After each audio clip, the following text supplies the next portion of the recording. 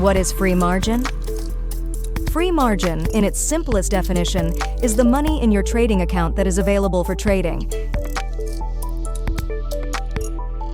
It is calculated by using this basic formula. Remember that equity is the balance, plus or minus any profit or loss from open positions.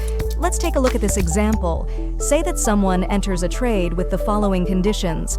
Decides to buy 2 lots of euro to United States dollar at the exchange rate of 1.20000. So the transaction will amount to 240,000 US dollars. The required margin for this position is calculated as follows. 240,000 divided by 50.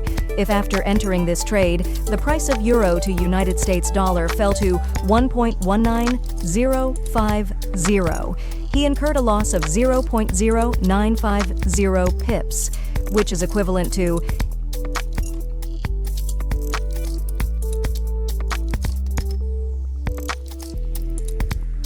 in this case, the trader's free margin would be.